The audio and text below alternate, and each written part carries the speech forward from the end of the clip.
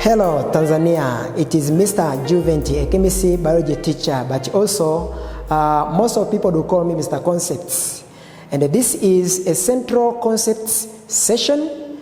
The subject, chemistry, the topic, volumetric analysis. This is lesson number 5. This is lesson number 5, of which I have been making the lessons from number 1 to number 4, talking about the background, very important concepts that somebody needs to have before moving to the volumetric analysis concept. Now today the concept is about how do we determine or how do we calculate the molar mass of a compound mathematically.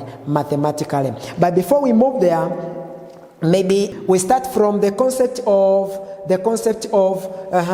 relative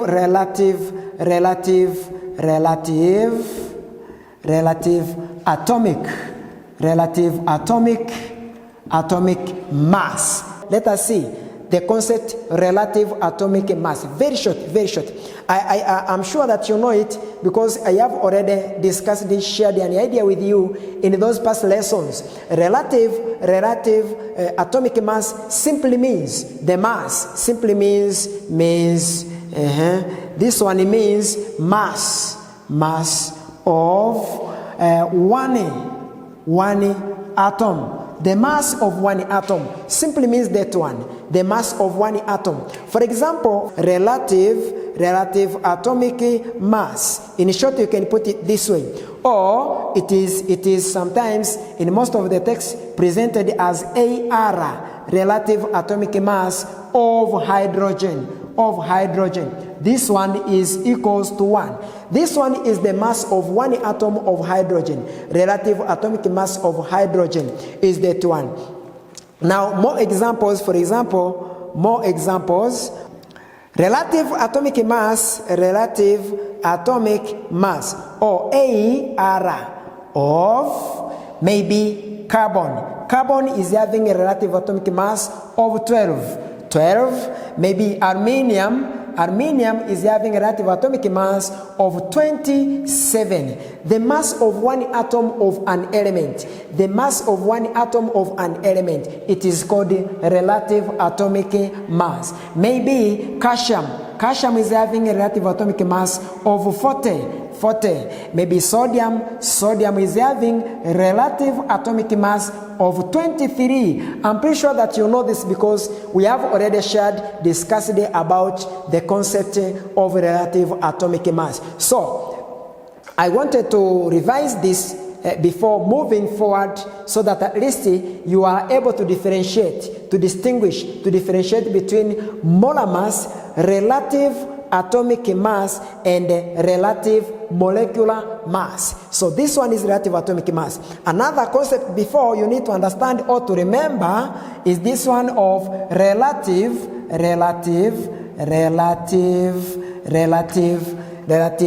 molecular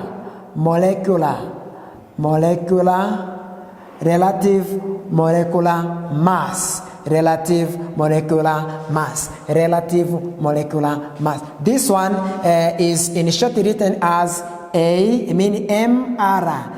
Now, relative molecular mass, this one means mass of one molecule of a substance. One molecule of a substance, and it is obtained as a sum. It is obtained as a sum of relative atomic relative atomic masses of all atoms in the molecule. For example, this one is the molecule of water.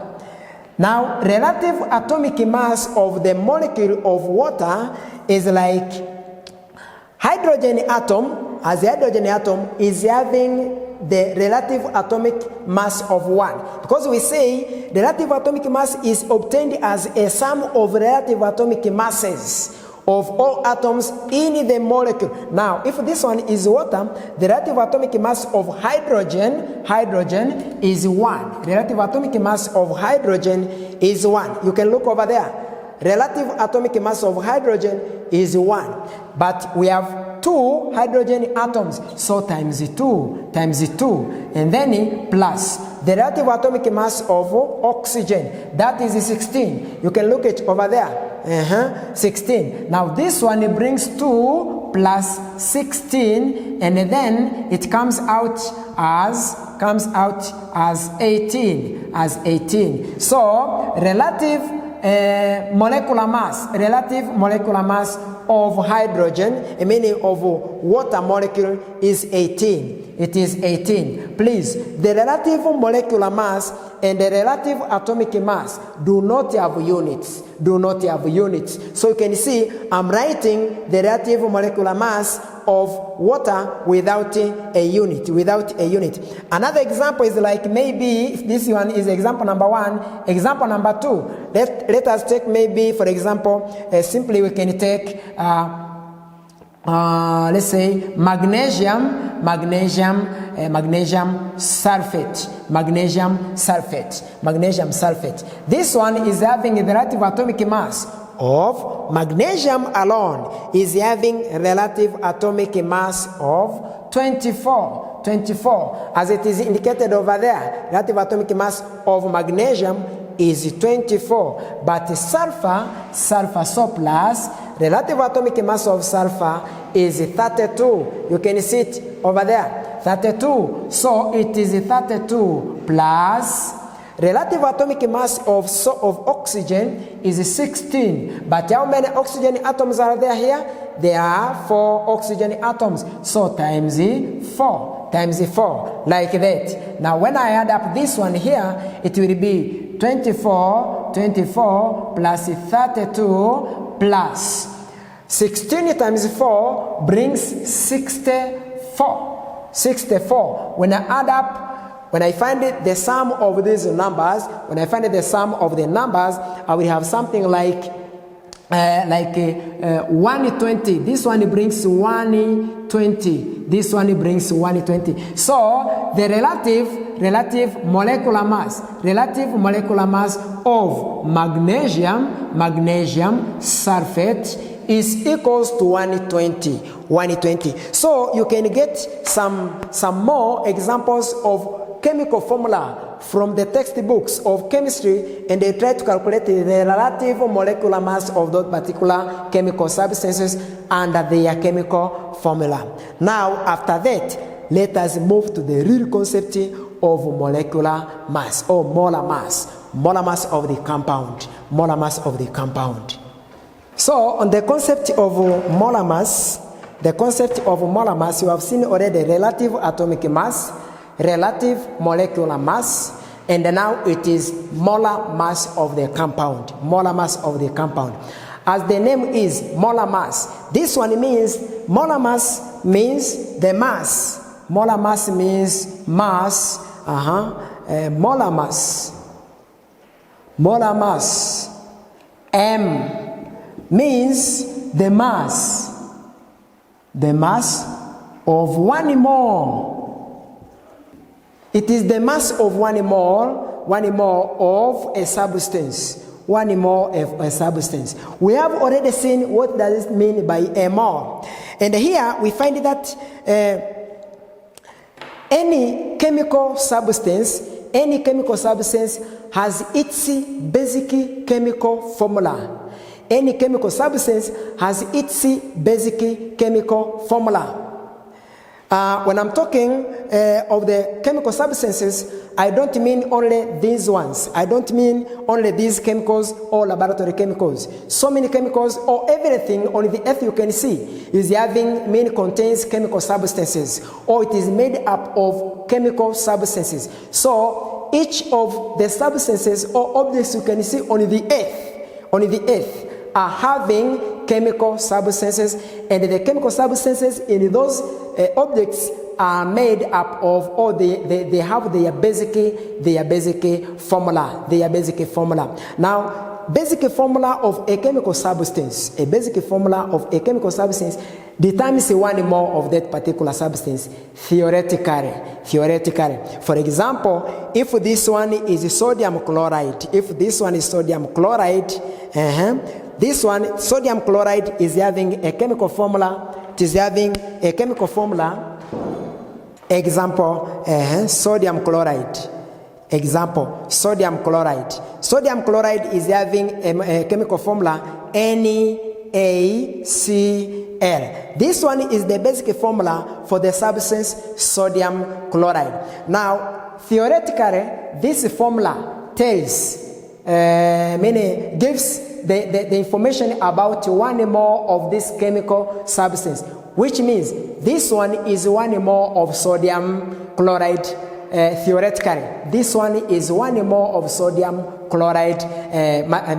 Theoretically, for example, when I write magnesium carbonate, for example, this one is one more of magnesium carbonate. When I write sulfuric acid, for example, sulfuric acid, that way, or hydrogen sulfate, this one means, maybe I write here, one more of sodium chloride, and this one will be one more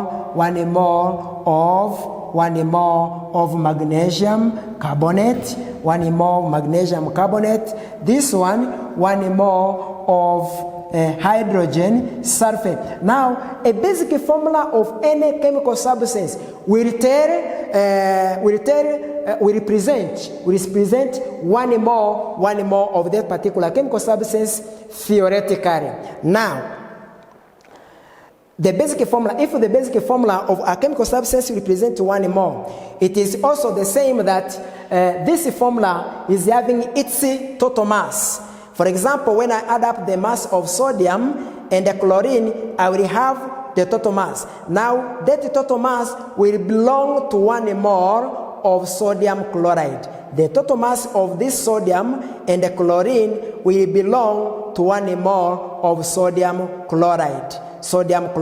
Now, the total mass we get by adding up sodium and the chlorine, representing one more of sodium chloride, is what is called molar mass of this compound called sodium chloride. So that's why we say that the mass, meaning molar mass, is the mass of one mole of a substance. Molar mass is the mass of one mole of a substance. Now let us try to determine or to calculate the molar mass of some substances. For example, molar mass of some chemical substances, some chemical substances. So this one, it is obtained, it is calculated by adding up the masses of all atoms forming the compound. This way, forming the compound. So it is obtained. Molar mass of a compound or of a chemical substance is calculated by adding up the masses of all atoms forming the particular compound. For example, let us pick one.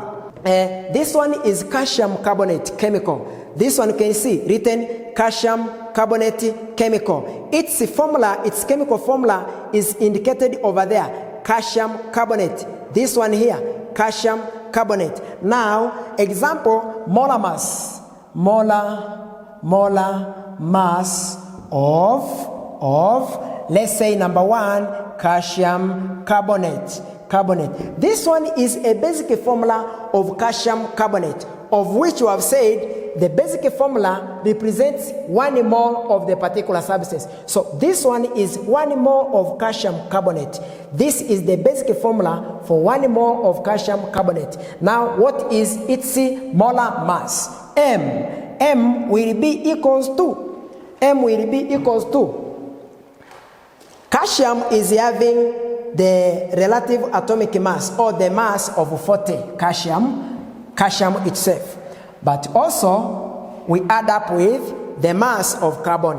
Carbon is having the mass of 12. And then we add up with the mass of oxygen. Oxygen is having the mass of 16. But how many atoms are there how many oxygen atoms are there in this chemical formula? We have 3 oxygen atoms. So times 3. Now this one brings 40 plus 12 and plus 48. That way. Now when I add up these 3 numbers, I have 100. Now because it is molar mass, this one is the mass of 1 mole of calcium carbonate. This one means 1 mole of, meaning the mass of 1 mole of calcium carbonate. So we write gram, the mass of calcium, the mass of 1 mole of calcium carbonate is 100 gram per mole. This one is having the unit gram per mole. So the molar mass of calcium carbonate is 100 grams per mole. Now let us pick another one chemical. For example, this one, a simple one, sodium hydroxide. Its chemical formula is over there, sodium hydroxide. Now the molar mass of sodium hydroxide is like molar mass will be equals to the relative atomic mass of sodium is 23. The relative atomic mass of oxygen is 16, and the relative atomic mass of hydrogen is 1. Now when I add up these 3 numbers, then it comes out as the total of 40 grams. Molar mass of sodium hydroxide, 40 grams. Now, because we are talking about the molar mass, it is 40 grams per mole, which means 1 mole of sodium hydroxide contains 40 grams. 1 mole of sodium hydroxide contains 40 grams. Maybe one more example. Let me pick maybe magnesium. Ammonium sulfate. This one here. For example, let me pick this one. Ammonium sulfate. You can see it is written ammonium sulfate. Now, ammonium sulfate is having the chemical formula ammonium, then bracket, then 2. And the sulfate. We have already shared an idea on how do we write chemical formula. We have shared the ideas already on how do we write chemical formula. Now this one is ammonium sulfate. The chemical formula of ammonia, which the molar mass will be equals to. Here we can see this one is nitrogen, having relative atomic mass of 14. But how many atoms of nitrogen are there? We have 2 atoms of nitrogen. Is that because this number 2 outside the bracket counts also nitrogen atoms? So it is times 2. So that is nitrogen. But then we have hydrogen atom here. 1. The relative atomic mass of hydrogen is 1. But how many hydrogen atoms are there? 4. Times 4. But also outside the bracket, enclosing hydrogen inside, we have 2. So hydrogen is having 1, meaning it is having 4 atoms, then times 2. So that is hydrogen. Then we come to sulfur. Sulfur is having relative atomic mass of 32. So you can see sulfur is just 1. And then plus oxygen. Oxygen is having relative atomic mass of 16. But how many oxygen atoms are there? This one, it is 4 oxygen atoms. So 4 oxygen atoms brings 4 here, 4. Now the total of all these numbers, when you try to multiply each of these groups and add up, you have 132 grams. 132 grams. The molar mass. Now, because it is the mass, it takes gram unit. But because it is molar mass, it takes more.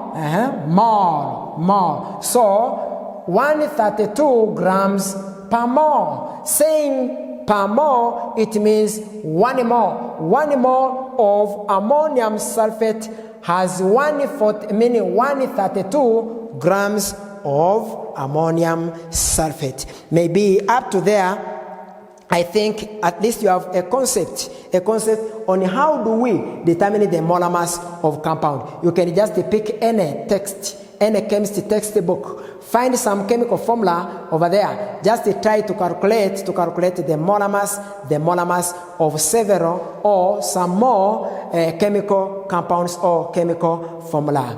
Next time I'll be talking on how do we convert mole into mass and mass into mole. Thank you for watching. Get me in the next session.